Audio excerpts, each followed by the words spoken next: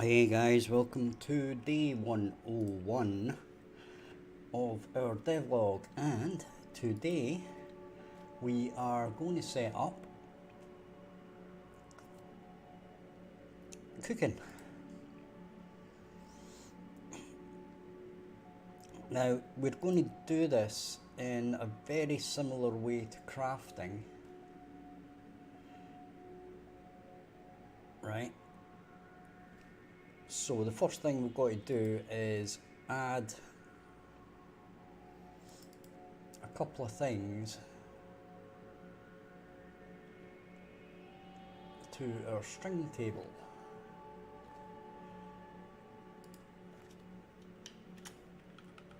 Right.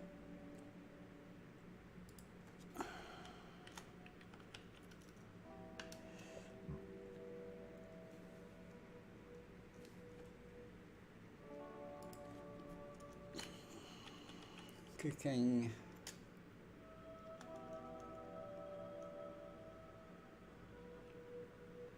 Hey Zorky, how you doing, bud?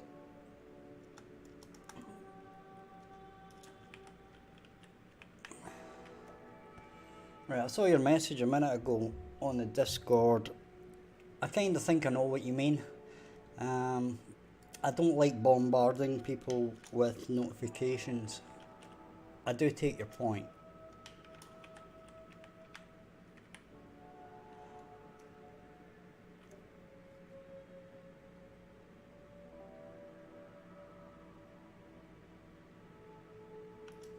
And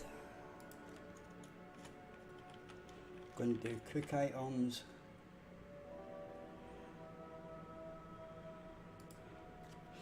And say items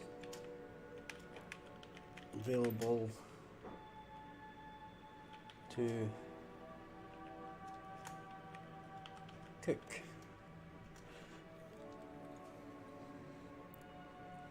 So that's a couple of basics set up. So we can do all of that. Then we're going to go to our crafting.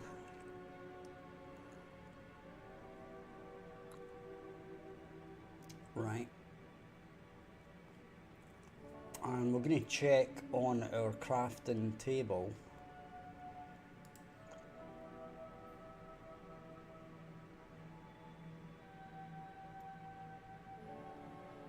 Right.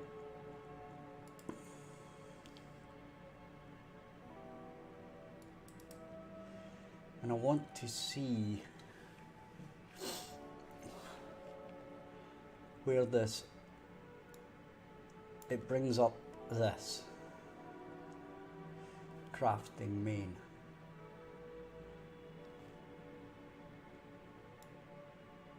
And in fact,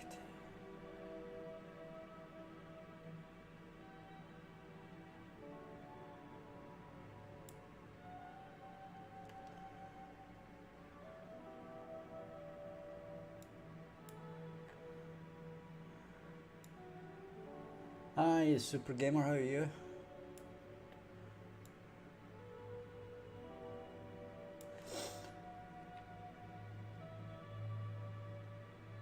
They are just indicators of where items are.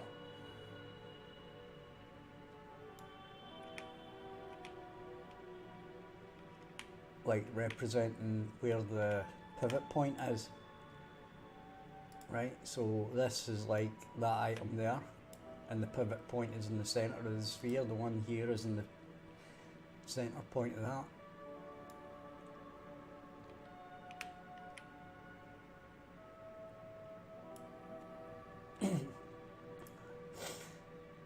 Right, so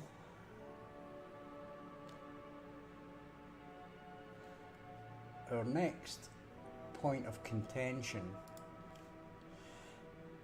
is the cooking station, right? Now we've set up our fires, etc., but we've got this use position, right? Now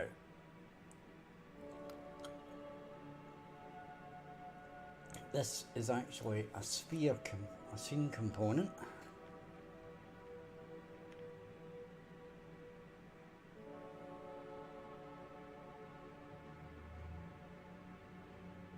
Ah, we're good. We'll be better once we get this sort of set up, but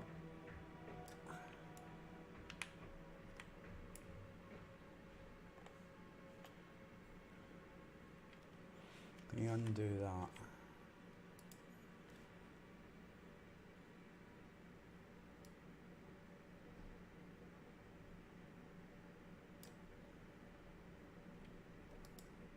You set that back to 0.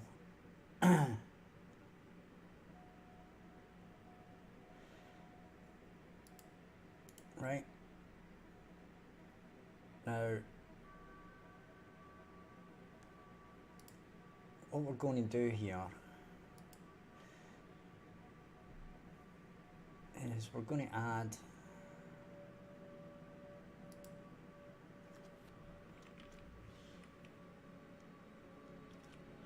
call it use pos 1.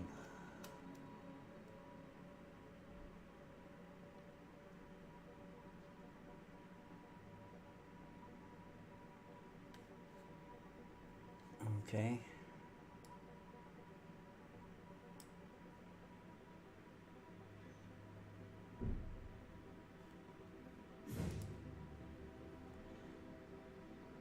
And what we'll in fact do is move that as well. And this is actually inherited. So that's why it ain't moving.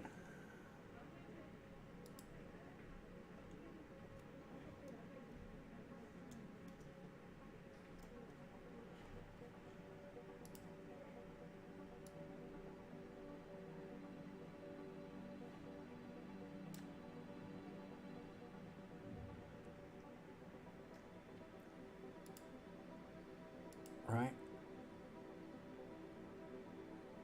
And this might be a problem.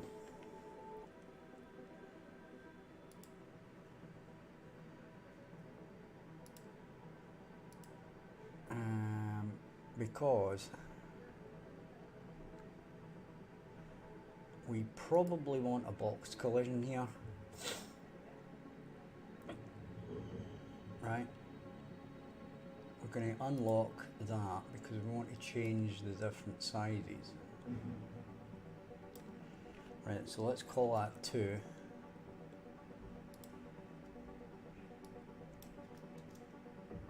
Okay, let's call it 3. 3.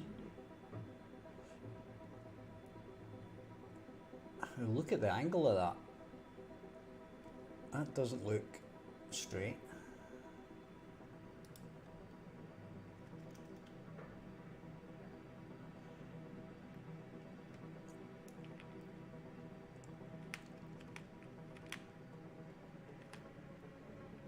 Which kind of suggests that our cooking thing isn't straight.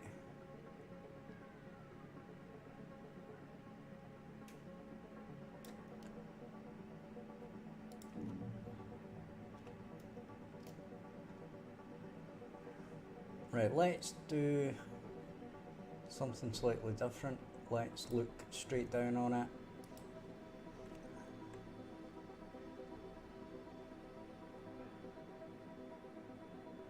Look at that, it isn't straight.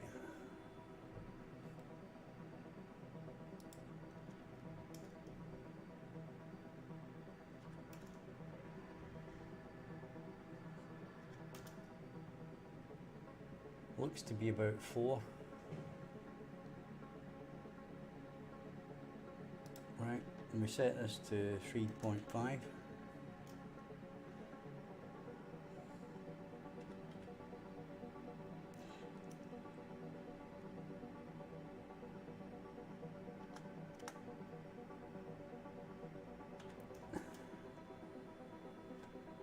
This was at 3, wasn't it? It's not that one that needs changed really.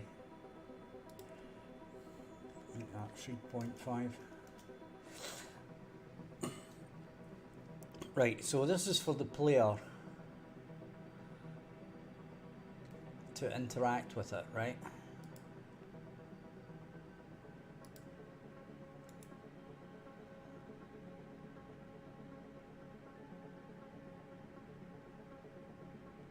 Rename.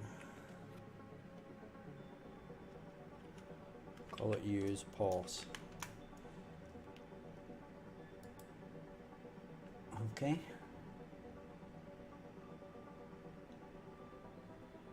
So what we might actually need to do here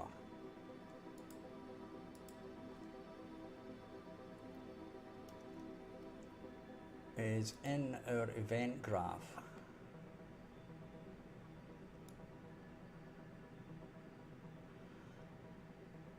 you see this isn't going to work.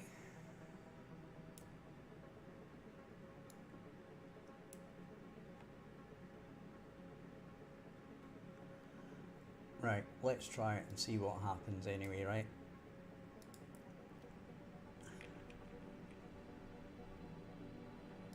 Okay, we've got a pawn issue.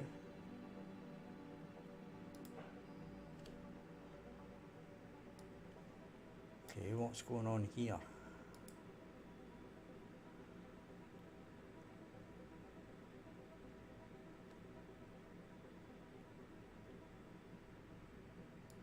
Okay. We'll delete that.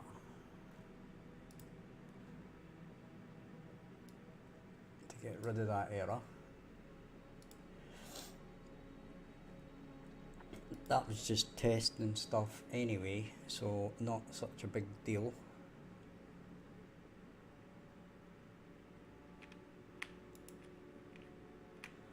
Right, so I don't think we're gonna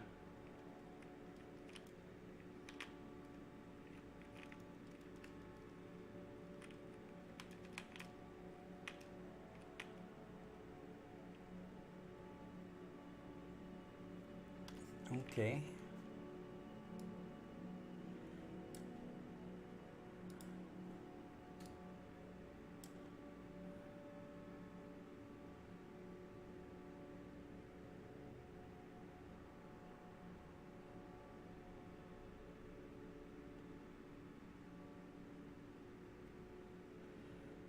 DT interactable row. Okay, so we've got a few data tables to fix here, which is kind of what I thought I would have anyway. So it's going to be in this one, and there's our crafting table.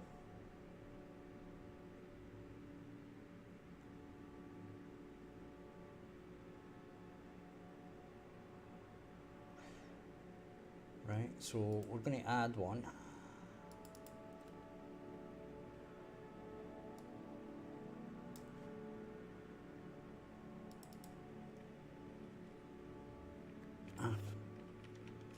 So it's going to be cooking station.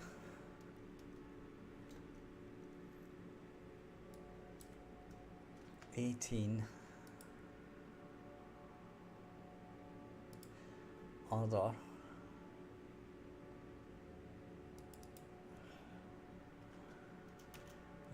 There.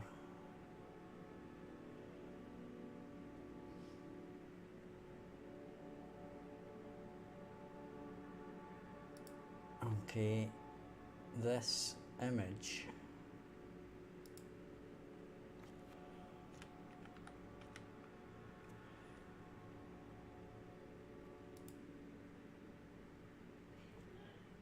and mesh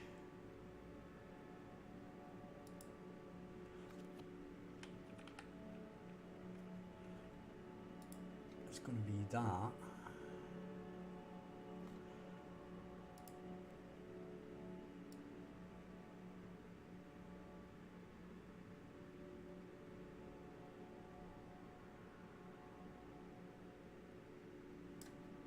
Interact. It's going to be use.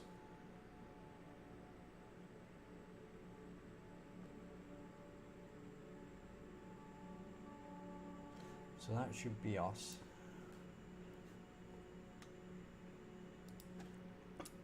Right, I'm good by the way, Super Gamer, thanks for asking. 18.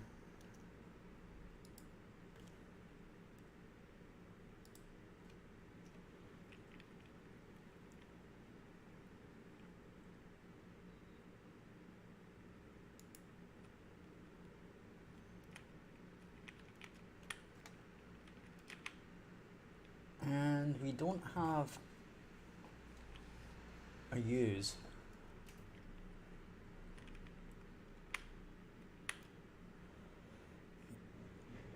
Okay.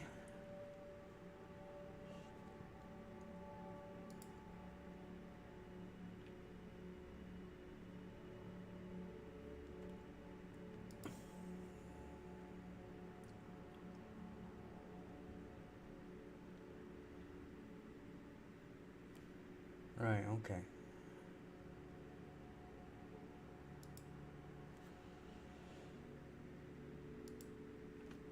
So we say 18.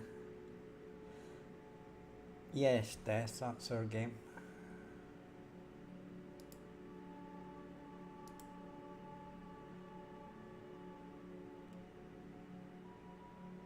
String table, st main,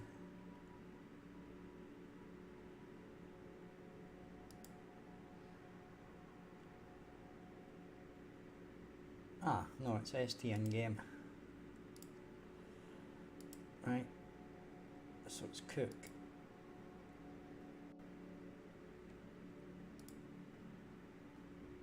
Right, use text, cook.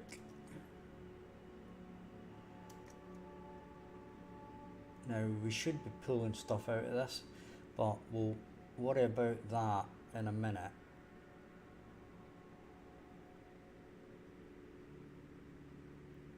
Right.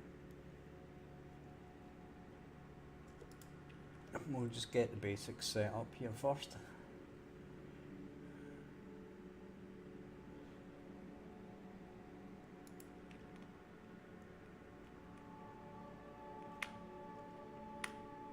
And there we go. Right, so we've got cook, inspect.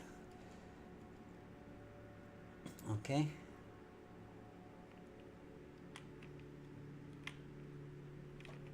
R is going to bring up crafting because that's what it does at the moment, but we are going to change this. Okay, so this is going to be a food based like inventory thing. So it's going to be like crafting, but it's going to be very specific. It's going to be what you've got in your inventory that is food that you can cook, and the inventory side of it is going to be the food that you've got that is already cooked. Okay, that's the idea here. So we're going to go into widgets. We're going to create a new folder to keep this all set nice and separate, and we'll call it cooking. Then we're going to go into our crafting, because it is basically something similar to that, but it is going to be a stripped down version, but it's going to use a lot of the stuff from the crafting, right? So the best way to do this is to basically change these as we need them. Okay, so what I'll do is I'll create that. Now that is duplicated, and then we'll move it into cooking. Right, so we now have our cooking in here. Now to prove the point, we're going to open the widget, right, and we're going to change this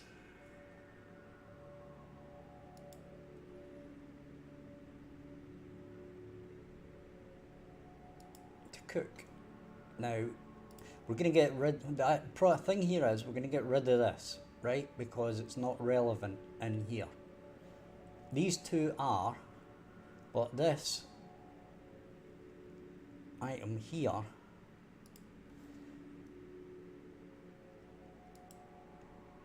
is going to be cook items. Okay, this is going to stay as inventory. These probably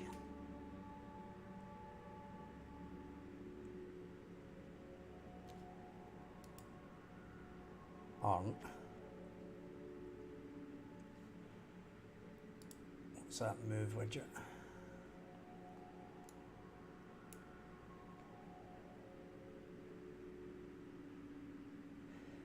Ah, okay.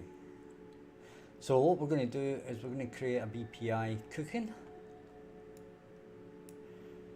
that is basically the same as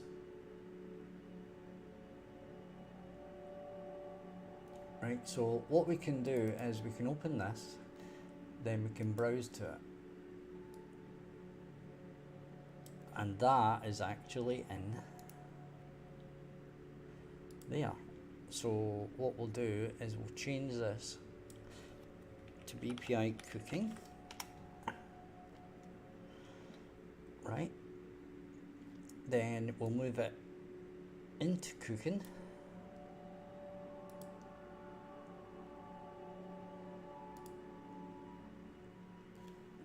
That'll do us for now. Then in here, we're going to go to our class settings, and we're going to add BPI cooking.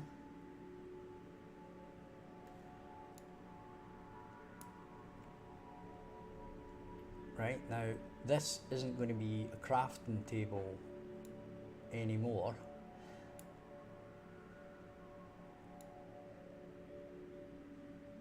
Right, so we'll gradually work on this as we do it.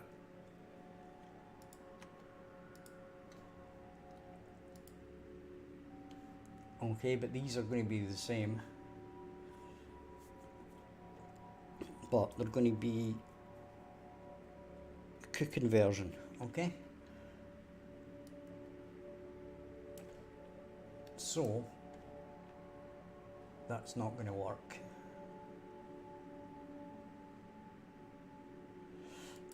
Right, I can stop that for now because that's not going to work. Right, we want this to here.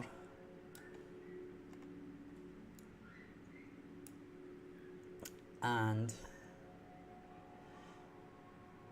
in our main cooking, we're going to change some of these.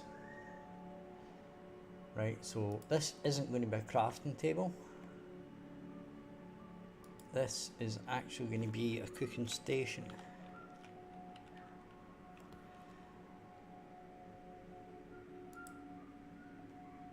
Right.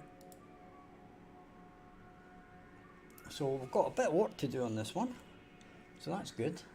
We can get our teeth stuck in here.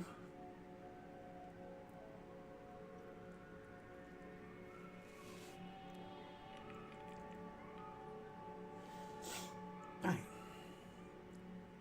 So while we're doing this, if you're enjoying it, hit like and subscribe. Right.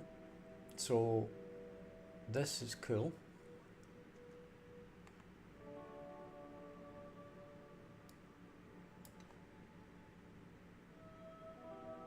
And we'll need to open the cooking station, and it's going to have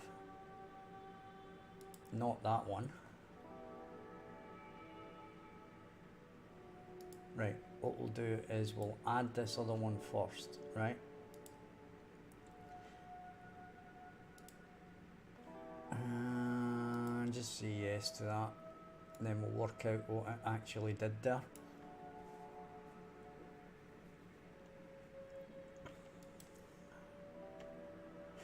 Okay, so this is going to take a minute or two, but we'll just work our way through it. We've got a problem here. Because of this move widget thing.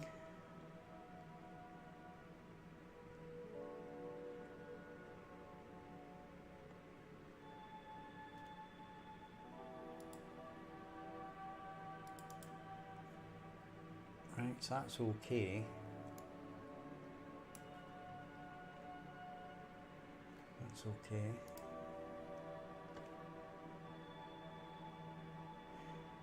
Right, so it's created another function here.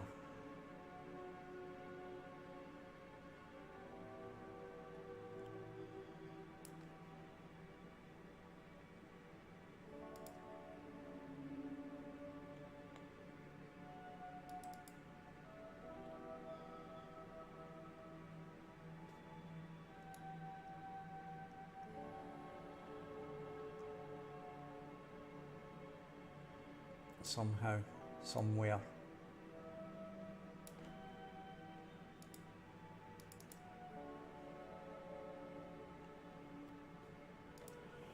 Can I undo that?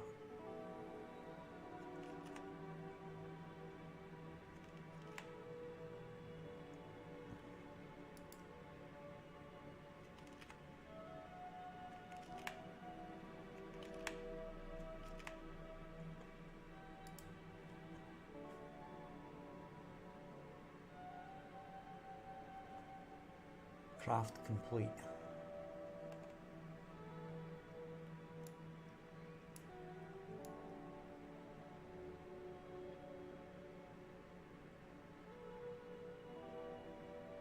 Right, wait a minute.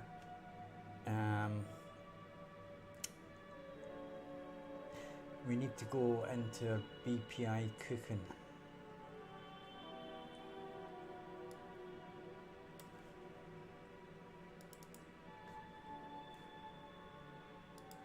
Right.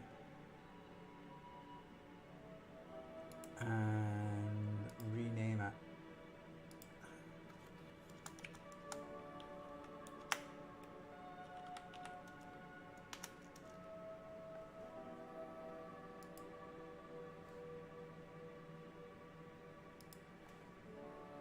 Right. Then, don't know why I closed that down, but anyway. Back to your cooking station. Right. There we go. We're in business again.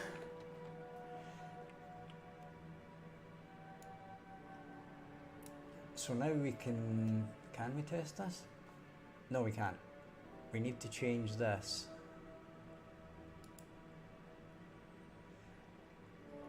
to cook.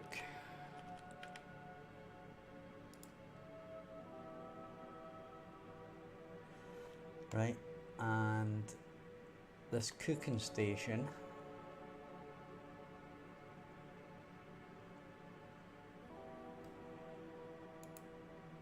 we're gonna have to rename. So in our widget, for some reason,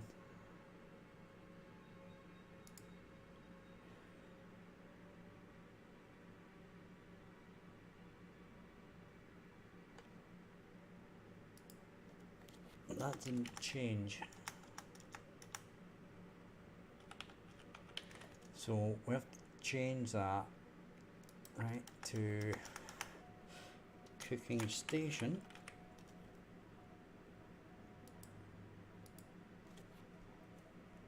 And we need to change that to cooking station.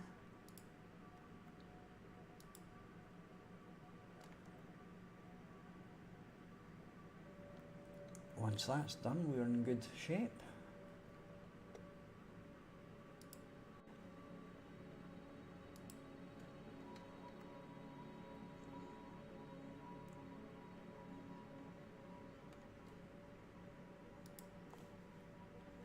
Okay.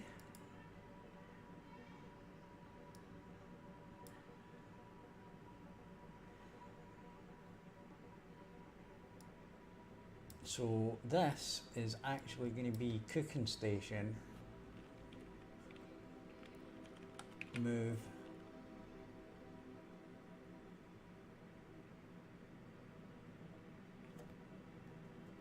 widget message.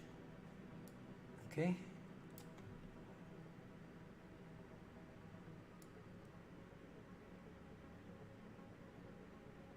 Now this is going to have to change.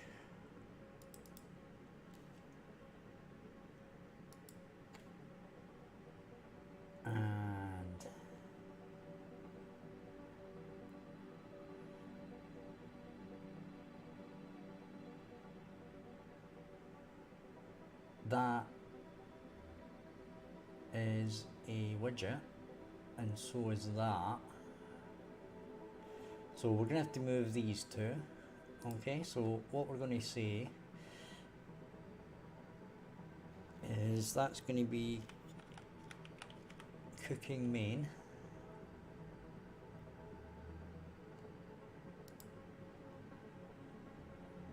And this one we're going to have to create, and that's crafting finished, right? So we're going to have to go into crafting, duplicate this,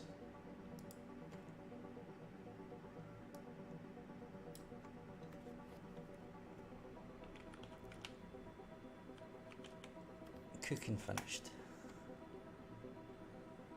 I'm going to rename that, take away the 1.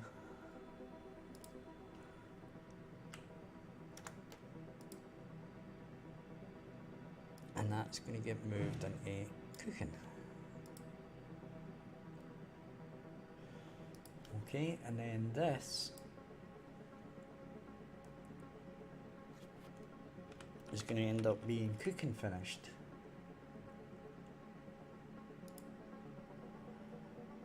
Okay, save that, go back to here,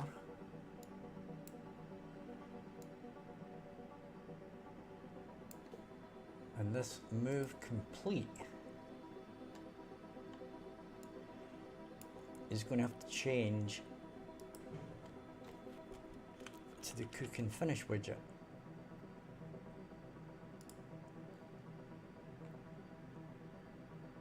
Okay.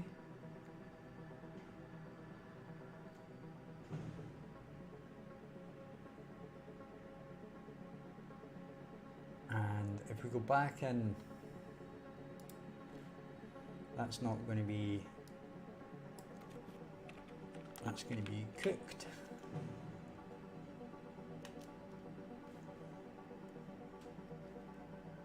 Save that,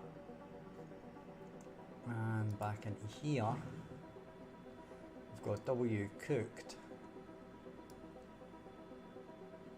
That's going to go into there. That's going to go into there. That's going to go there. That's going to go there. That's going to get deleted. That's going to go to there.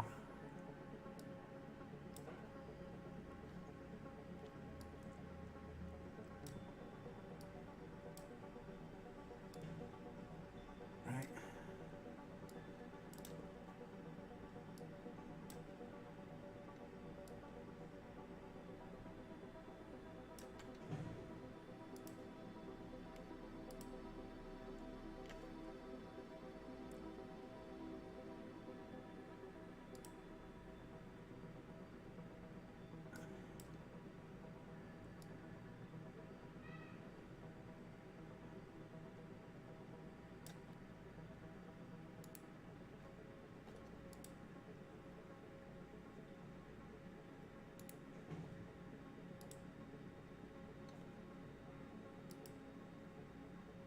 Okay, I could not find the pin W crafted.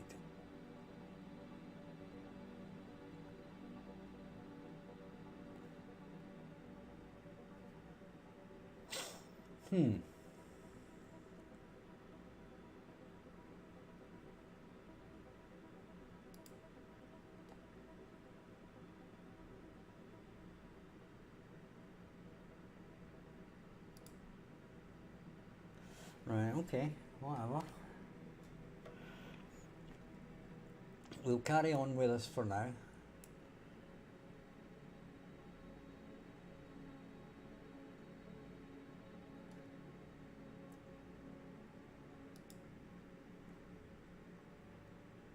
Cooked, main. That's all okay. Cook complete is okay. I believe this is going to be maybe something to do with the pawn. Maybe. Don't know why I closed that down. got a habit of doing that.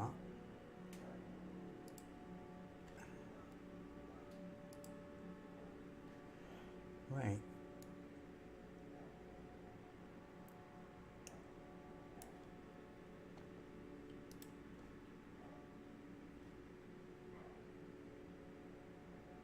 Right, we're going to cancel that for now.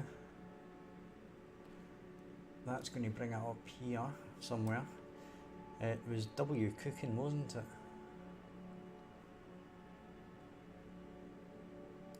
Right, wait a minute. That's cooking main. Right. So this move complete isn't doing the business for us, so I'm going to do that for now. Right, because we haven't even got onto the process of doing the actual cooking yet, so let's not worry about that. This move widget basically moves the widget from the center of the screen to the position in the inventory.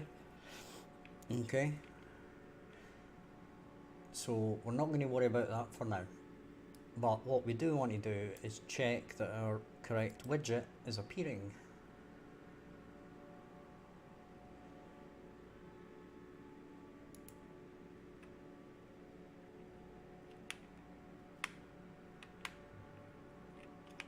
Right, which it is not, because that should say cooking and that should say cooking.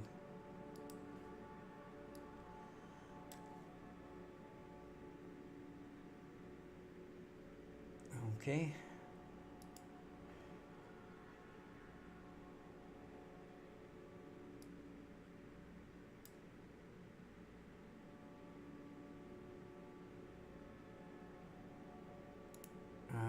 We'll refresh that. Darn it.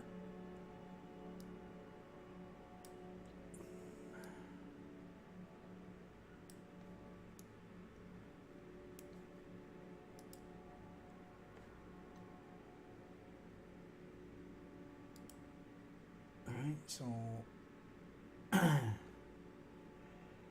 W cooking main designer.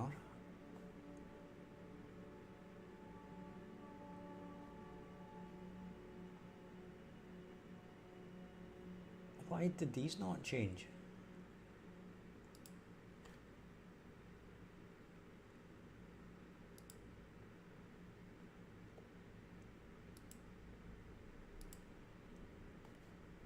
I definitely saved these.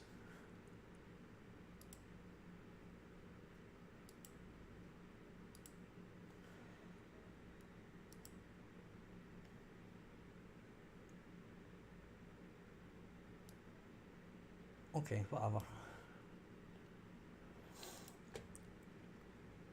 So in the meantime, right, so it should show the cooking widget now, right?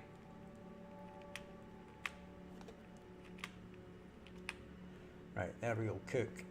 Right, now it's doing all these. We're not going to sort, the only one we're going to leave is that. Okay. So we'll stop that for now. We'll come back to here. And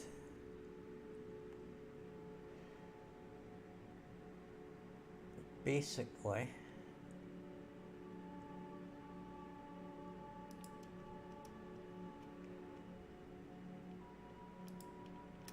these are going to go.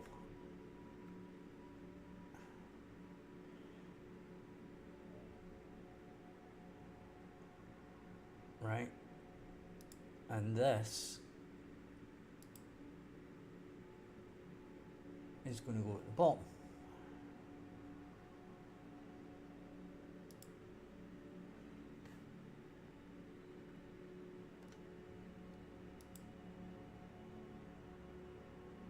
Right,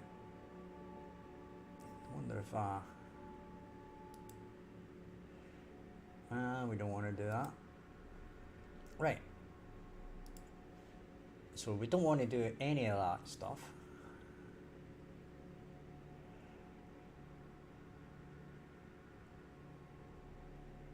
And the only thing we want to do here, right,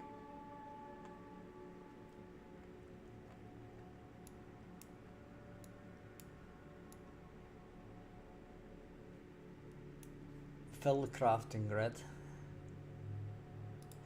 So we're going to rename this.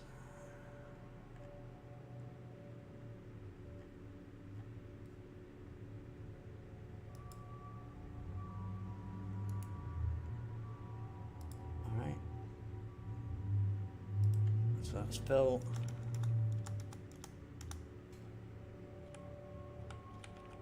Cooking grid. We're going to change this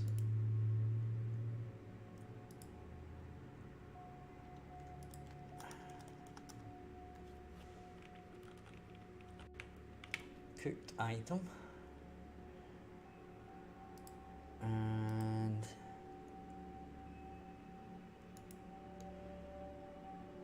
rename that also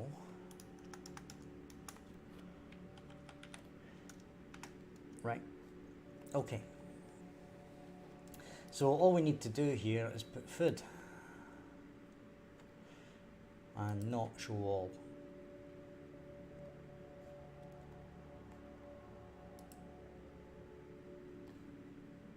Okay,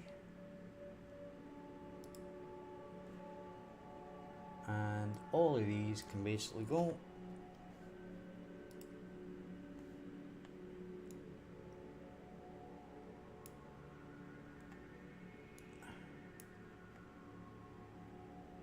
And we're going to be changing this fill inventory grid to basically be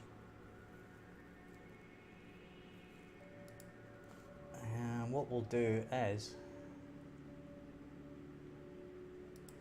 we'll rename this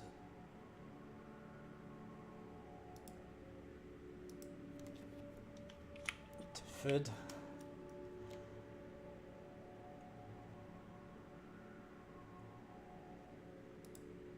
and we shall rename this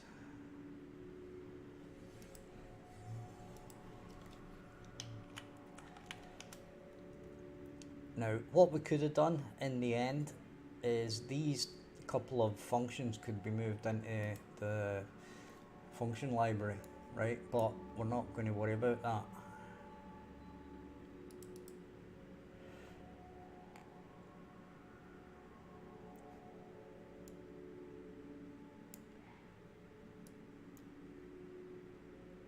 Right now, this one here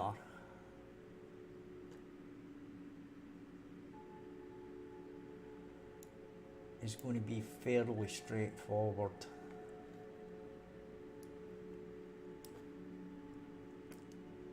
Right, because all we need to do here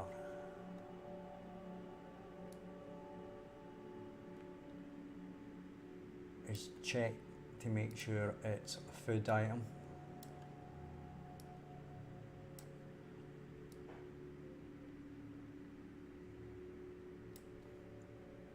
Right.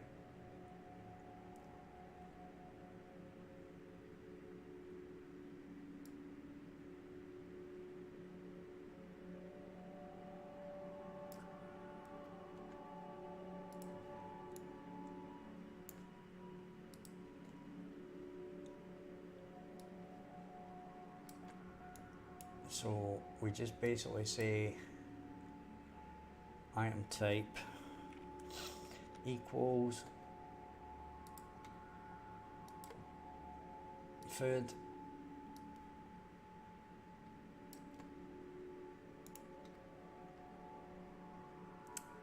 then we hide unconnected,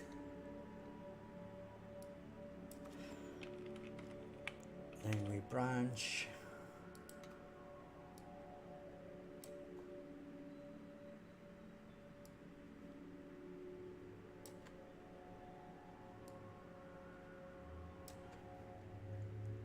then we save it. Okay, So we can start testing this, right? Which we shall do right now. Okay, so we can test this by picking up a food item, which this is one. So we can take that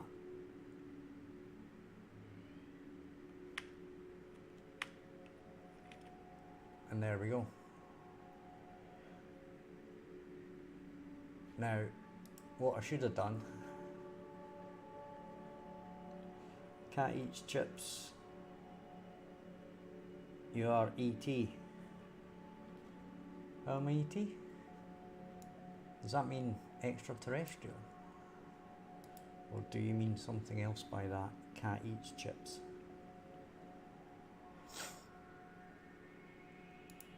Okay, so if we pick up our food and we pick up our log, right, and then we cook, you'll notice that the log doesn't appear. Okay, so that is working fine. Now the thing that isn't working fine is this, because we don't have this set up for things that can be cooked. Okay, now there's two ways we could go about this. Number one, we could show every item that can be cooked, and then like enable or disable the ones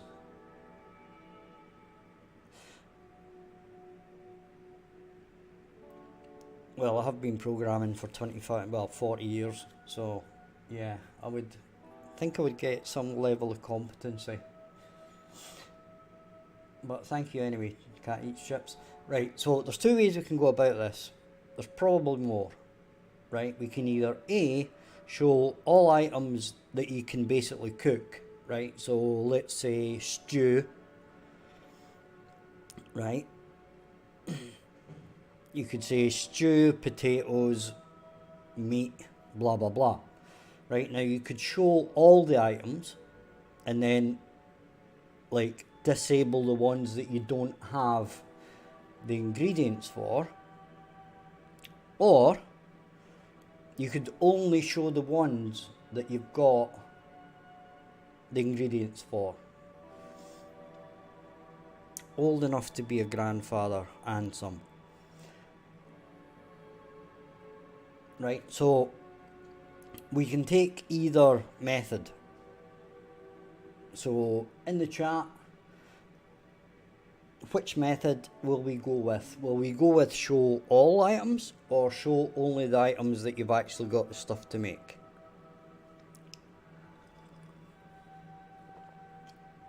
And while you guys answer that, I'm going to grab a cigarette. So if you're enjoying the stream, hit like and subscribe. Check out the description for various links. Oh, she can fight, she can cook, she can use a bow and arrow. You know, all the things that people around that time had to be able to do basically to survive. You didn't really have a choice. If you couldn't do any of them, you just basically died. Right, anyway, I shall be back in a minute. Check out the links in the description for the game's Discord, my personal Discord, Patreon, my previous game on Steam, Kickstarter preview, and our website. So don't go anywhere, folks. I'll be back in a minute or two.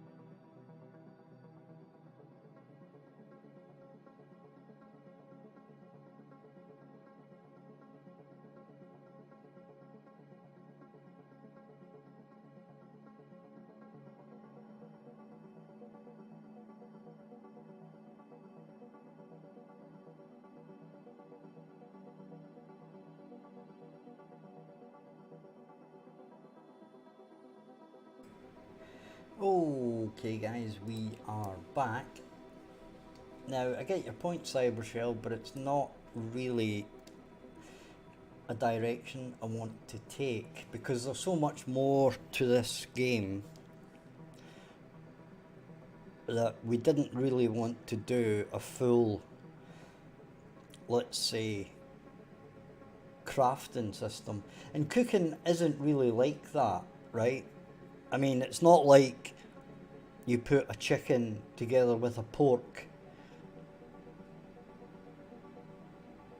Right, now, I would understand that system more if it was a crafting system, not a cooking system. Right? Because, as I said, the only thing you could really do was stew.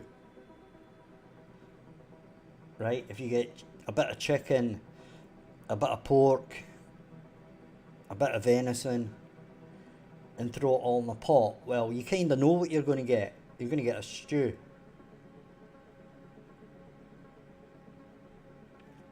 But I do understand what you're saying.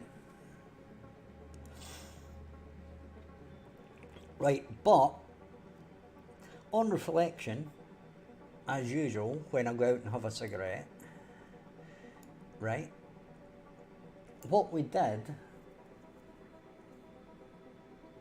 was we decided in our democratic one vote system, and that vote being my vote, that we are going to actually not bother with a cooking widget.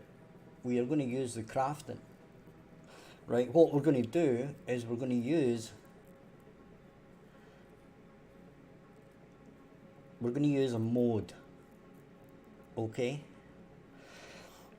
now what do I mean by a mode?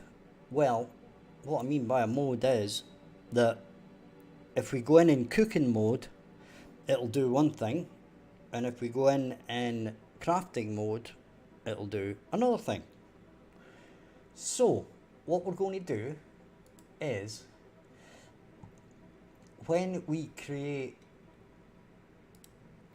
our crafting widget, because remember,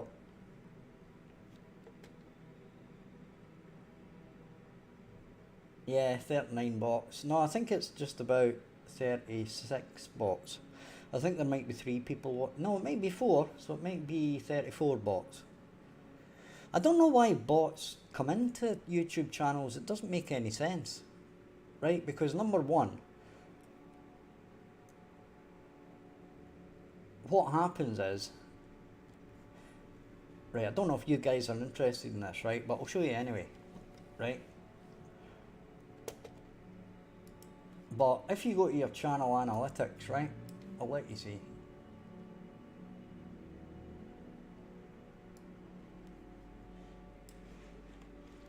Right, so this was the last hour, right?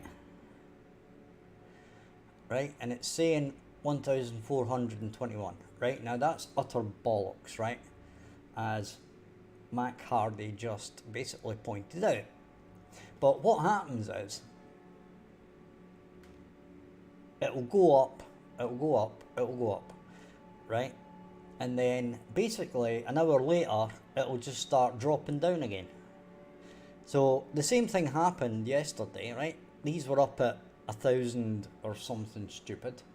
Hi Lucid Dreams, how are you? And I wanted to talk to you as well, actually, Lucid Dreams, right? Now, so if you're watching it live, you just see this, it'll go 1432, 1400, 1336. It'll just drop like a stone, right? Now, from the YouTuber's point of view, right, it doesn't gain me anything, right? I think I've went through this before. Nah, there's not 40, there's probably about 5 or 6. If everybody's live types in, I don't know, Matt Hardy, that's the thing. I don't know why they do it, because it doesn't gain the YouTube or anything, right? Now, I don't know if it comes up in your live stream that there's 22 watching or whatever, right? That's what it says for me right now in OBS, right? So it says 22 watching. Now, I know that there's not 22 watching, right? I would like to hope there were, but probably not. But the point is that, right, number one, all the views get taken off you, right? So I'm guessing you don't get advertising, right? The bots don't subscribe to you, so you don't get subscribers out of it. You don't get watch time because live watch time doesn't count, right, towards your hours watched. So it's like, I don't know why people make bots to watch YouTube channels. It doesn't make any sense, right? Unless there's some app or something that pays you to watch YouTube videos live, right, which I don't think there is, right? But so what happens is this is going to go up and up and up and up, right? And then an hour later it'll go down and down and down and down and down again. So it makes absolutely zero difference to me, the person that's actually doing the video, right? It's actually quite funny. And the even funnier thing about it is that it doesn't always happen, right? It seems to happen in fits and starts, right? It will happen for a few days in a row and then it will stop, right? You'll not get any bots. And then suddenly it will start happening again. And then suddenly it will stop again. So what I was saying was, if you look at, sorry, I took that graph away, right? If you look back at this graph again, right? This looked like this yesterday, right? But I know that's going to drop down to about the same levels as this. This is what they normally end up, right? And it depends on the day as well, right? Because Wednesdays and Thursdays are the quietest days, but then you never really know, right?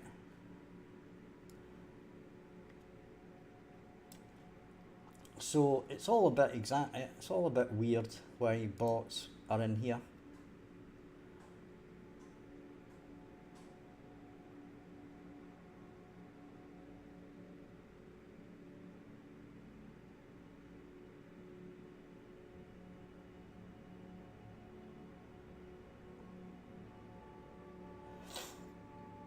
And it's not for channels with greater than 1,000 subscribers, because I don't have 1,000 subscribers. I'm not far off now, but... And the thing about it is as well is, I think I've explained this before, right? That the subscriber thing and hours watch thing basically flips on its head as soon as you get 1,000 subscribers and, well, basically as soon as you're monetized, right? So the point being that views actually don't matter until you're monetized, right? The only two things that matter are hours watched and subscribers, right? Now, as soon as you're monetized, your hours watched and subscribers then become irrelevant, and it becomes all about views. Whereas when you're not monetized, views don't matter at all, right? So the really weird thing is these bots are working, well, from what I can see, in the opposite way to what would actually help a YouTuber, right? Because 1 billion views does not help me one bit until I'm monetized, right? The only thing that matters to me at the moment is subscribers and hours watched, right? And that's it. So yeah, I wanted to actually speak to Lucid, because what I wanted to know was, I was going to do, I didn't stream on Sunday, right? But I took an interest in a video of like arcade games.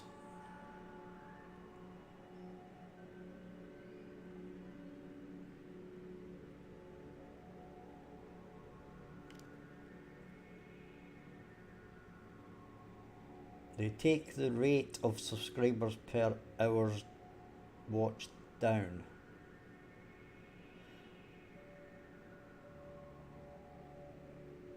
I still don't know the point of that. Right, anyway.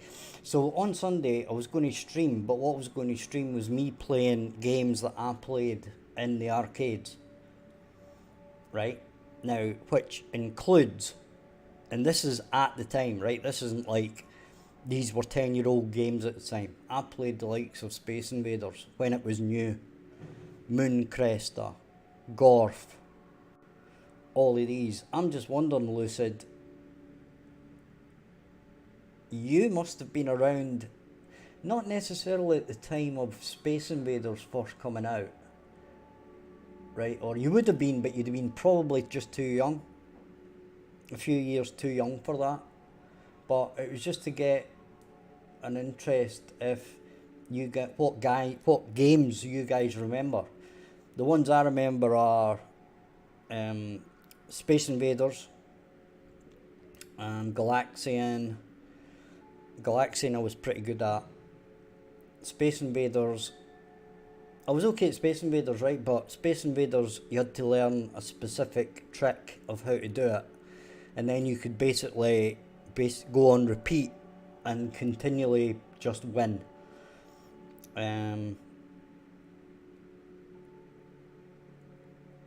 What else? Moon Cresta, Phoenix, Asteroids, obviously. So what I ended up doing, Joust, Defender, Hypersports, Track and Field. I played all of these when they were brand new. Right, as I said, some of the later ones, Cybershell or Lucid Dreams might know. I don't know about Cybershell, but Lucid Dreams is round about the half century, I think. So he's going to be right in about the time of Pac-Man, obviously, Donkey Kong, Rally X.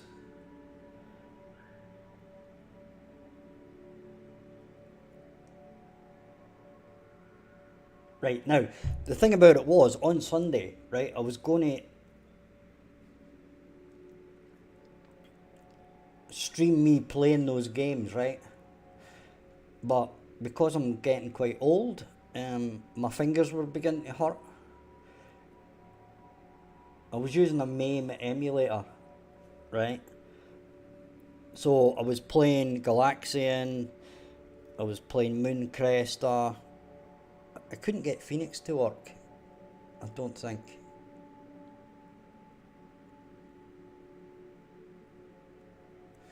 What other ones? Rally X. And some other ones I didn't remember the name of. Right? Like Gorf. God knows what else. Right? But anyway, I was going to stream them. But I realised within about an hour of playing them that number one, I was really bad at it. Right? Because if you remember back in the day, these games were meant for you to pump in like your money. Right? So basically they were really, really hard. Frogger. Yep. I played Frogger on Sunday. Boulder Dash. Nah, I wasn't really into the like Commando and Choplifter and Ghosts and Goblins. I remember Gauntlet. And I remember Dragon's Lair, the video, you know, the one by Don Bluth, did all the animation, which was basically one big quick time event. Right, but I remember playing Afterburner. I didn't really like Afterburner, but I remember it. I remember it well. Dig Dug, I remember that as well. Wasn't very good at it, but I did play it. Pac-Man I was rubbish at. Right? Spy versus Spy. I never saw that in an arcade, but I did play it on a Spectrum. And it wasn't very good. It was a great idea, but then wasn't very good.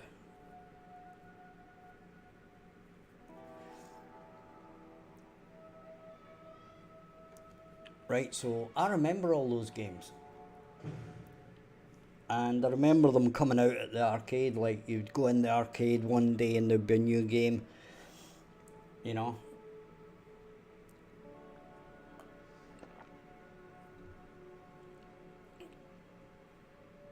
And it'd be like super wow.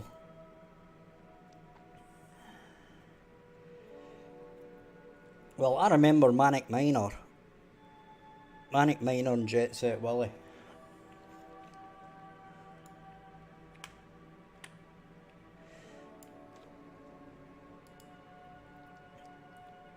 Right, so what we're going to have to do here is actually go into our crafting main. And what we're going to do is we're going to go into our graph. Right, and we're going to create an enum.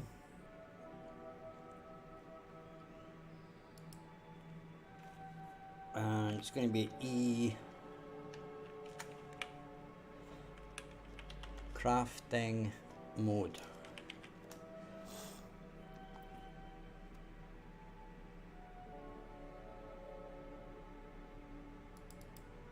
Right, as I said, I remember all those. I had a Spectrum for a while, and then, but I kind of skipped about 10 years of gaming.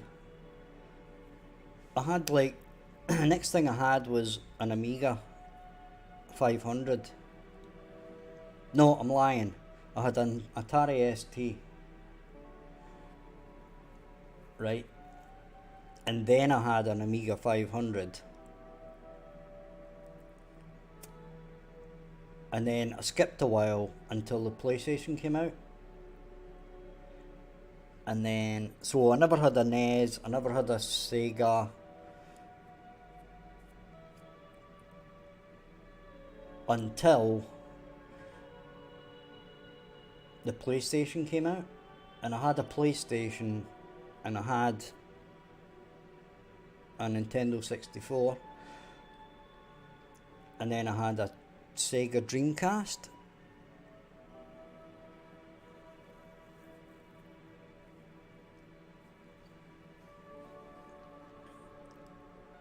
So I played the first, well, Final Fantasy VII when it first came out on PlayStation. I remember buying it.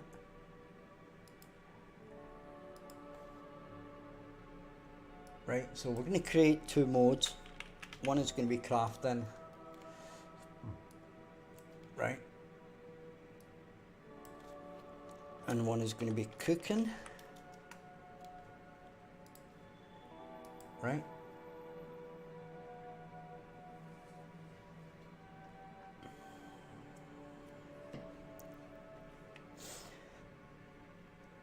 So what I was going to say was, right, for all those that are watching and still are interested in all that old retro gaming stuff, is if you've been interested in seeing me like at the weekend or something doing a stream on old games and what I remember about them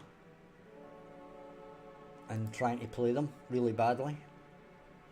Because the funny thing is, even though I develop games and that, I'm actually really crap at them when I play them. The only game that I could ever say I was actually any good at was Wipeout. And that's only because the guy next door to me was into PlayStation as well. Right? And he basically challenged me to Wipeout. And so we basically drilled a hole between our houses and put a network cable through so that we could race each other. And I had to get good at it because I couldn't let him beat me, right? So yeah, I am that sad.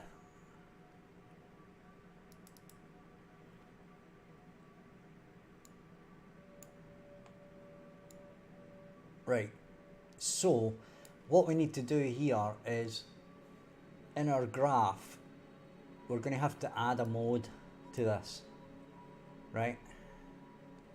So we're going to have to add a variable, and we're going to call it, we're going to call it crafting mode. Okay, and it's going to be crafting mode, and then it's going to be instance editable expose on spawn.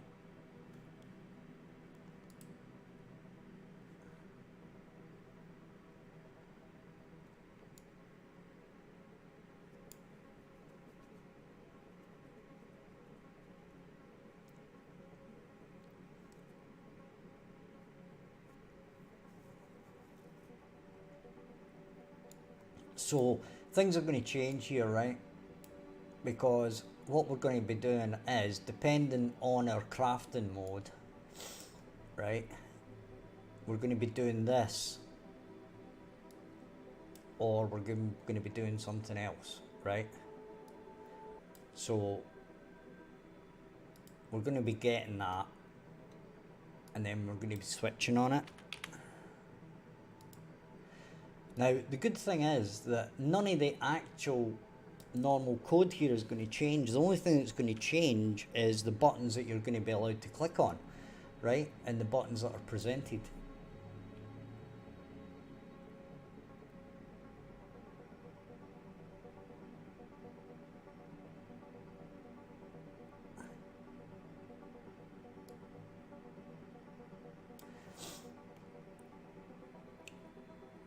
Yeah, that's the thing round about that time, right? Now, I'm not going to say that it was only up to Y2K, because just before the year 2K is when I got my first programming job, right? It was just before that, 2 years before that, and it was to do with Y2K. It was updating some research software, right, from whatever it was written in to basically Visual Basic with like a Windows UI.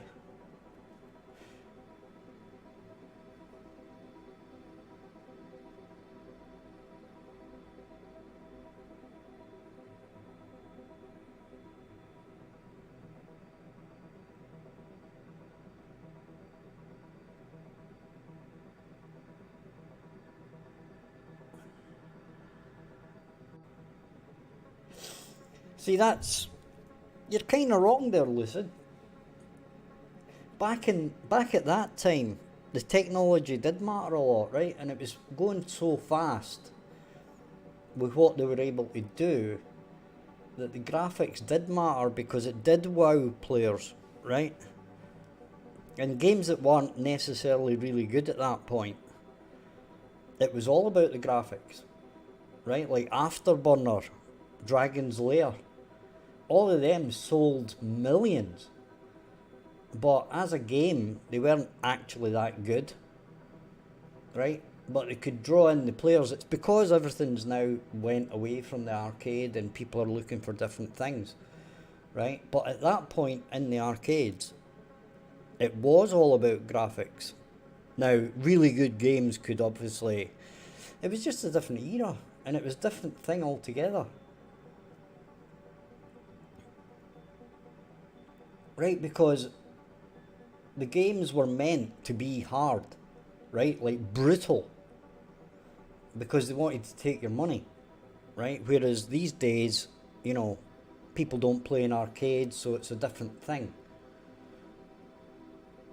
I mean, if you think about it,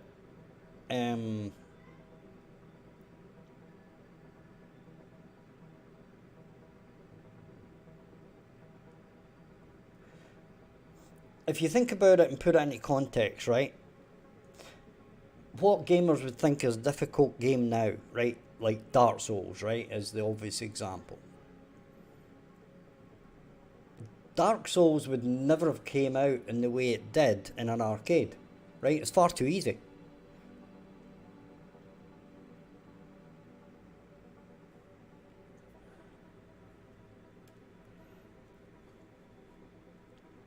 Right? There's no way. Like, what would happen in Dark Souls is the trash mobs would be 10 times harder. Right?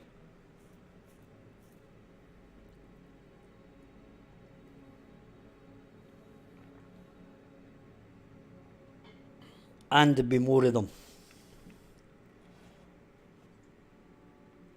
So when you kind of think of it, it would be a totally different, a kind of totally different game.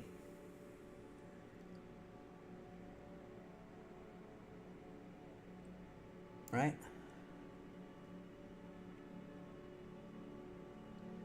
So if we're going to cooking, right, we're going to do these fill inventory slots and stuff, right? But we're going to change this to food, and then we're going to create our fill inventory grid with just food, right? Then we need to change the title screen. But other than that, our crafting should actually still work. Or at least most of it should.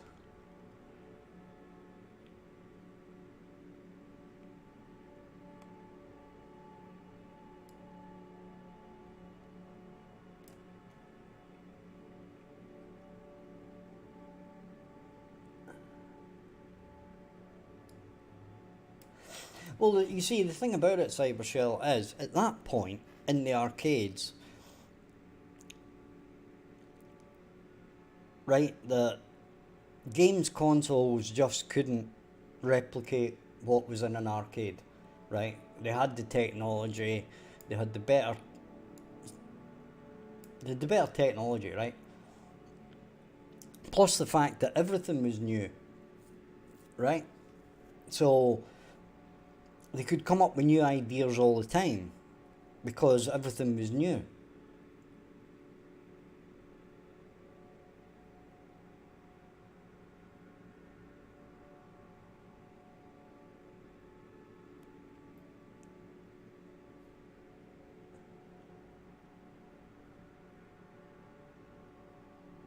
So you take the likes of, let's say, Time Pilot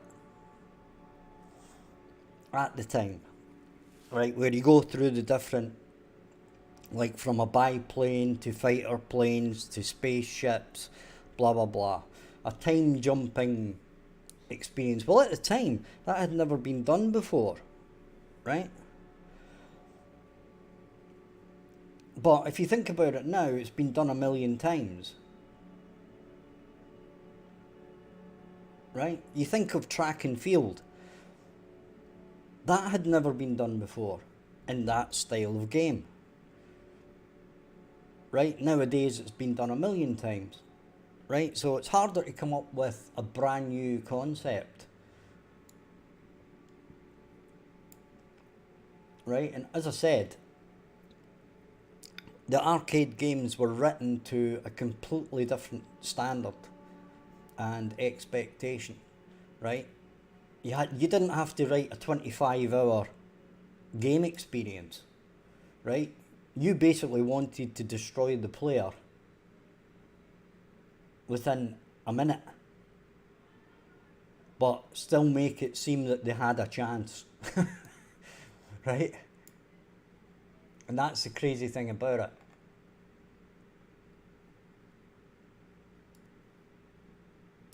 Right? Whereas nowadays, as I said, you're giving the player all this help, you're doing all sorts to give the player a 25-hour experience. right? Whereas back in the day in the arcades, it was the complete opposite. They wanted to destroy you as fast as possible, while still making it seem that it was kind of fair.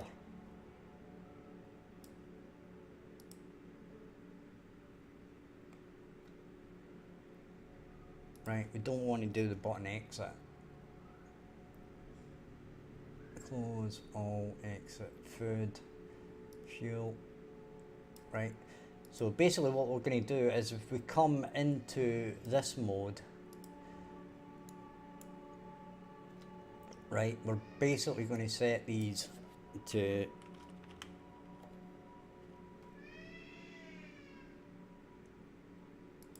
set visibility is going to be hidden, and we're basically going to do this across the board for all of these.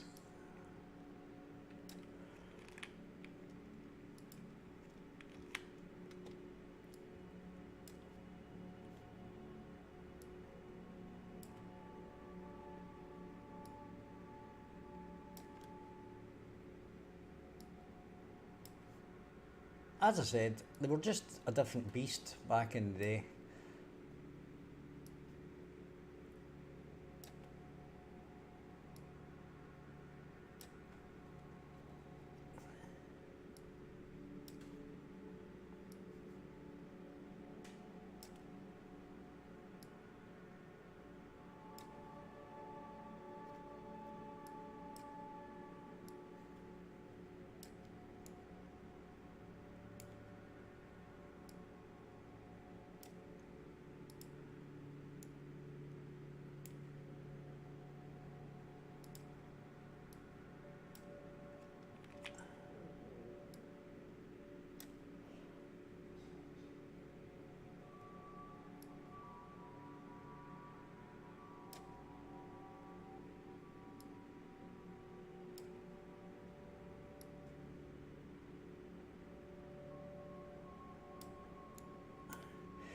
When I think about it, right, the only game that I can really think of that would have been an arcade-like experience, and I've never played it, but I can see the resemblance, would probably be Cuphead.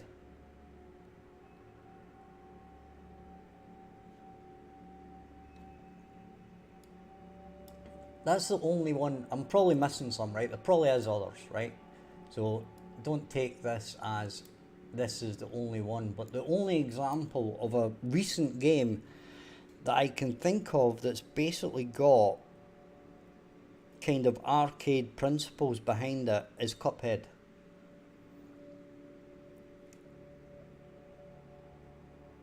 Because it's that kind of 2D platformer, but really difficult. Or from what I gather, it's really difficult. And basically throwing as many sprites on the screen as possible. So I don't know if you guys agree or not, but that would be my analysis.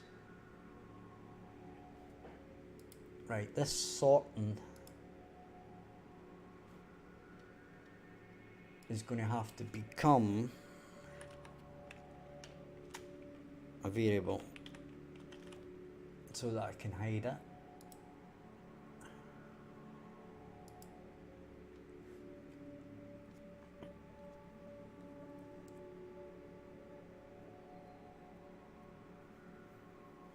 Oh, I just thought of another couple. Do you remember Scramble and Vanguard? I played them on Sunday as well. I was pretty crap at them. Well, I was pretty crap at them all, actually. Well, I'm probably not crap at them. See, the thing is that they were so bloody hard that most people were terrible at them, right? But that was the point. So that you would keep throwing in coins.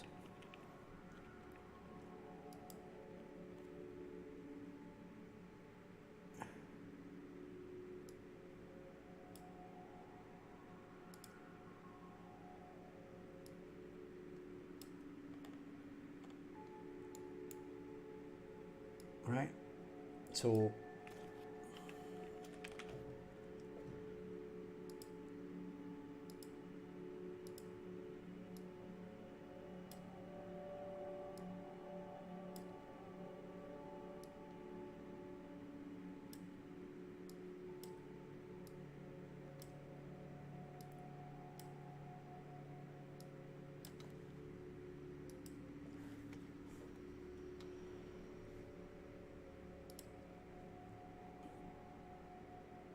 And by the way, we're half an hour gone, and it's Napoli 0, Frankfurt 0, Real Madrid 0, Liverpool 0. So some super high scoring games there. Now here's the thing now,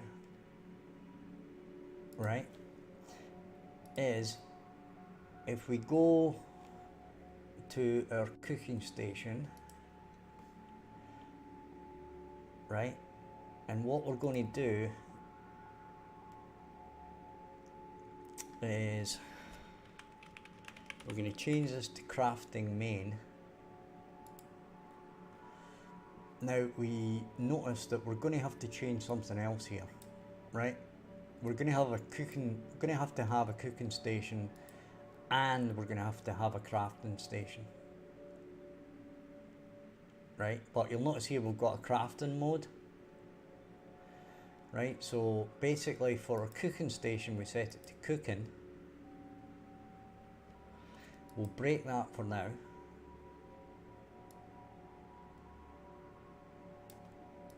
Right, we'll save that.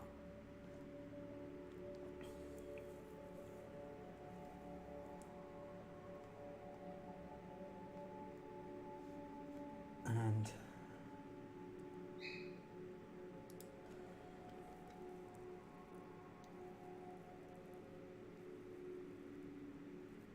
no, it wasn't a documentary, it was a history of games in the arcades.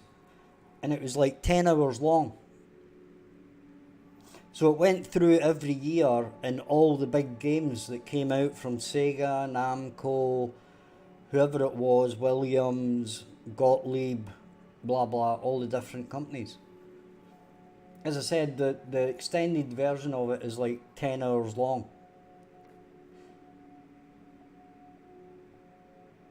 Right, let me see, I'll see if I can find it and I'll post the link in the chat for you guys, right?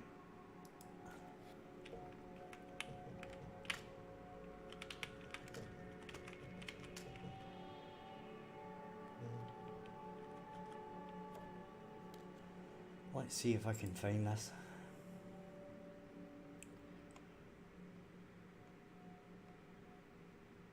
As I said, it's like 10 hours long. It's this guy here. The guy's name is Bastich B64. He's got quite a lot of videos on this stuff, but right, this is it here, director's cut.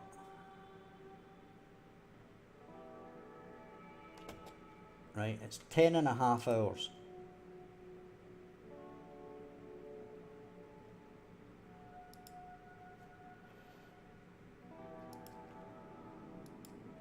Right, here we go.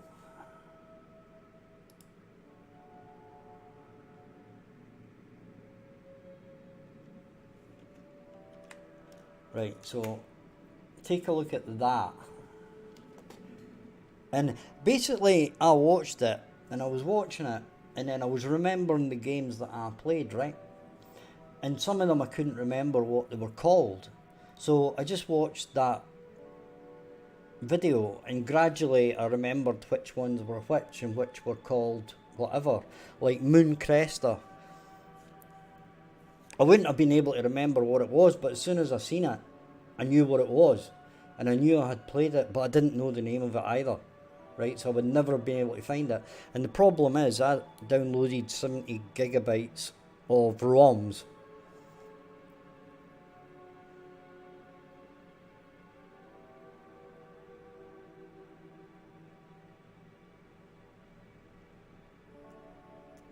Right? And the problem is that you can't remember what a lot of the games are called. Right? Like I would never have remembered what Moon Cresta was. I would never have remembered Scramble. Maybe I'd have remembered Scramble, but I'd never have remembered Vanguard. And I'd never have remembered Gorf. And Sinistar.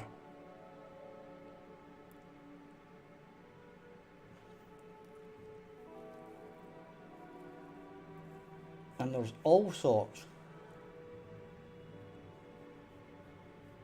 You know, you remember the absolutely famous ones like Pac-Man, Donkey Kong, Space Invaders, Asteroids, right? But the obscure ones that you forget, they're all in that video, right?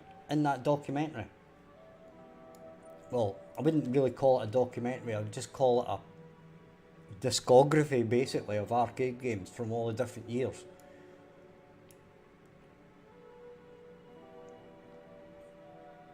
Right, so what we'll do is, if we go into BP crafting table, right, this one should still work fine because it's all set up to work.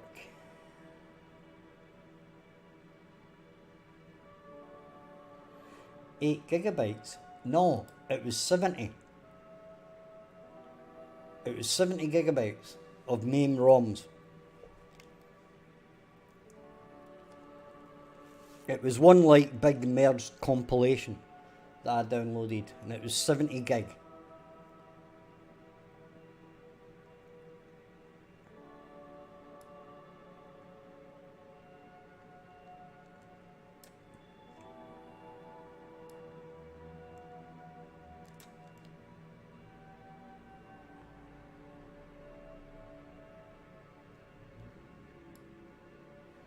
What's the time? Depends where you are in the world, really.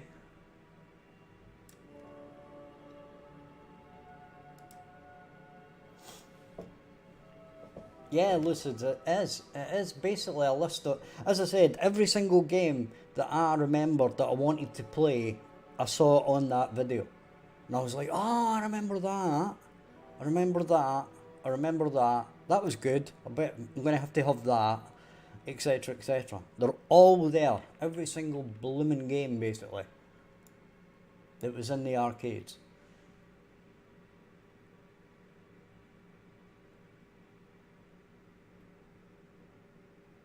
For me, it is 3:37 p.m.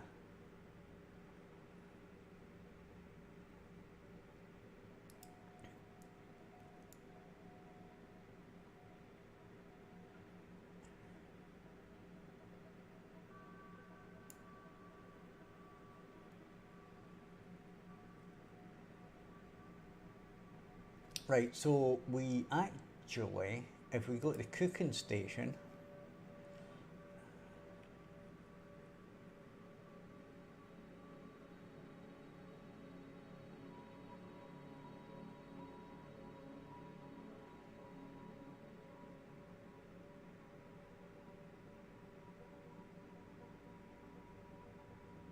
Lucid Dreams, the 10-hour video has everything up to basically the end of arcades as we know them. So it was 8-bit, 16-bit, it was telling you about like the special boards, the SNK systems with like where they could have different games in them at a time. They had like up to 4.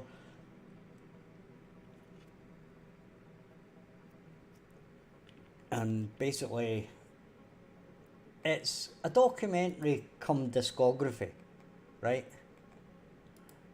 of the best games of the era,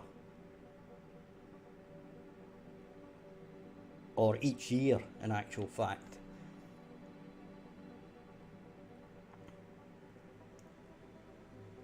Right, so in craft and main, right, we're going to have one more thing, which is going to be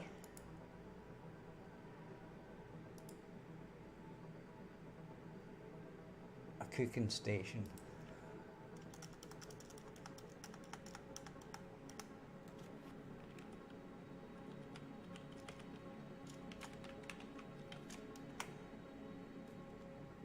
Right, and that's going to have to be that as well. So that's fine. So in our crafting table, right, in our main widget, we're going to have to refresh this just so that we can see what we've got.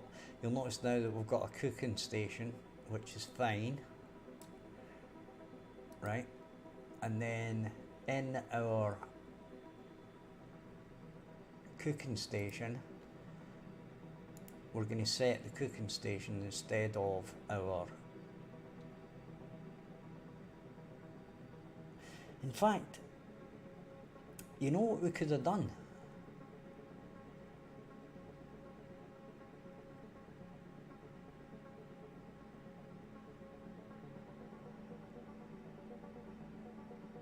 We could have basically copied the crafting station, which we actually did.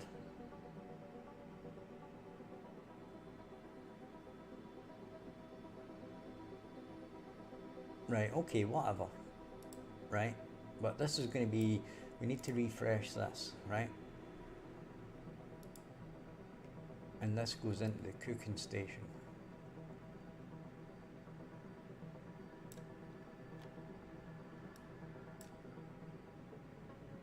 And that's still a crafting, so that's no right.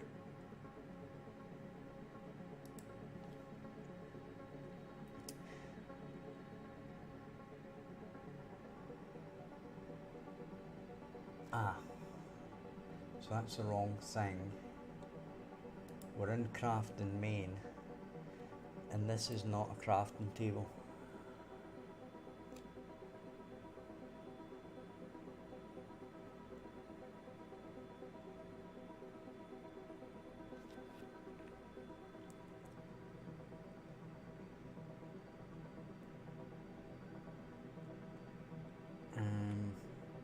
That's cooking station.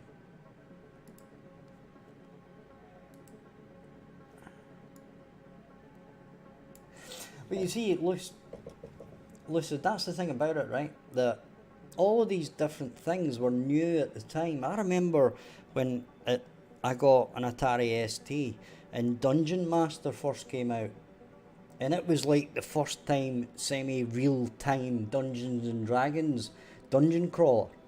So that was like a really original thing at the time, even though it was like a decade later of me playing anything in arcades or whatever, right? But it was still a brand new thing at that time.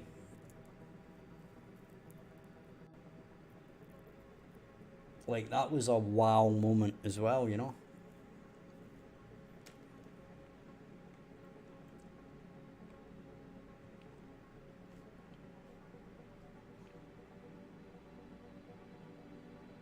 Right, so...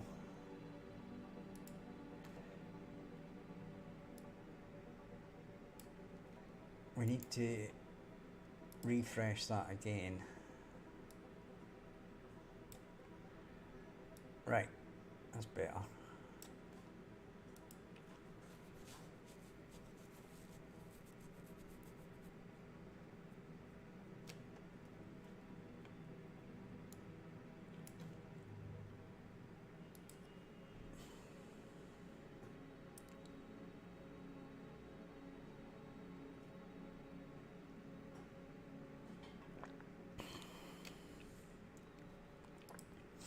Like, I remember Lord's Midnight and Doom Dark's Revenge as well. Those were like, wow.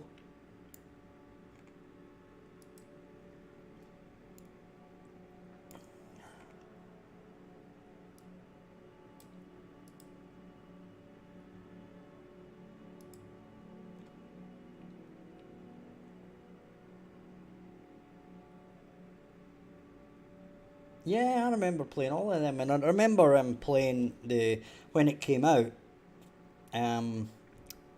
What'd you call it again? The piratey one. Oh, what was the name of it? Point and click adventures. The funny ones, where it was all silly.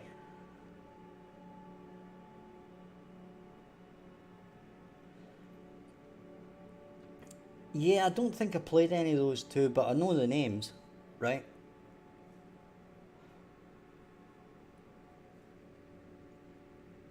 I wasn't an arcadey by the time I was getting computers, I wasn't really that type of game player. I wasn't an arcade game player. I played things like, you know, Lords of Midnight, Doom Dark's Revenge, Championship Manager. Then it was all like simulators and like dungeon D&D type stuff. Yeah, not Monkey Island. Monkey Island. And what was the other ones? Monkey Island. Return to Monkey Island.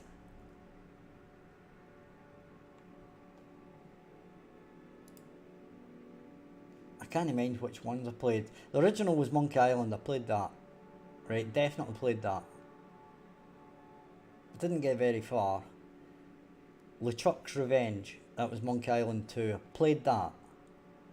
Right, I don't think I ever played the third or fourth, which were Curse of Monkey Island, Escape from Monkey Island. There's another one, Tales of Monkey Island, Return to Monkey Island. God, my God. Didn't realise there was as many of that, but I played the first couple when they first came out.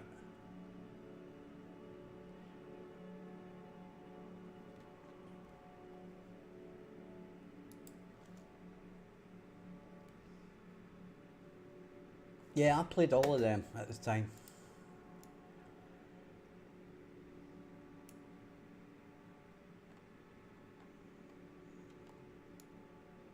I remember playing. The only platformer that I can remember playing much of on like the Amiga was Zool.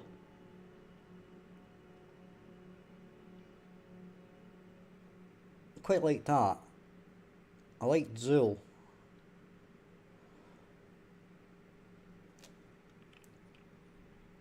And the other one, which was actually, if I remember right, it was Atari ST. It was Jimmy White's Whirlwind Snooker, which was like a snooker simulator,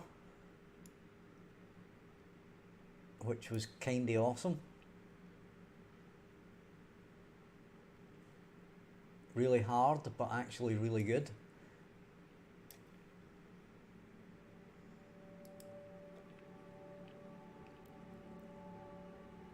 Right, so let's have a test of this, shall we?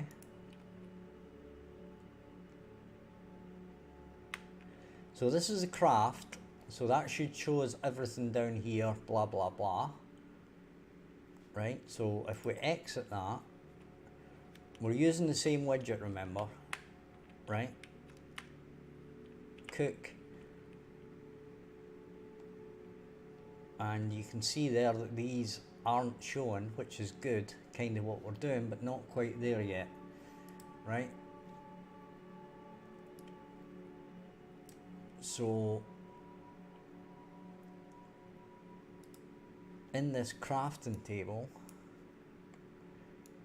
it's actually not that, it's the crafting menu, right? So in the crafting menu, this button, I don't think it's the button.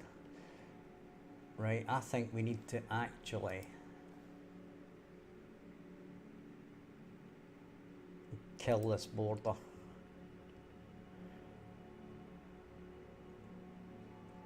Right, so we're going to have to turn all these borders into variables. Right, so I'm going to do that. Not a big deal. Border all. And I think what I'll do is, because this is going to be a boring job and not exactly riveting streaming content, I'm going to call it there, guys. So if you've enjoyed the stream, hit like and subscribe. It's been a good one. I've enjoyed the chat. Lucid Dreams, Cybershell, everybody else, it's been great. You guys, if you're not already, join the Discord. Link is in the description, and you can message me and we can talk about what we remember about all of that, those video games and stuff. You'll also find links to my Patreon and previous game on Steam.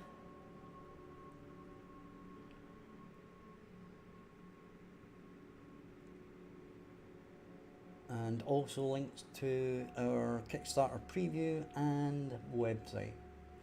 So thank you guys for watching very much. I appreciate it. Hit the like and subscribe. I'll catch you tonight, 8 PM. Hope to see you there. Bye bye for now.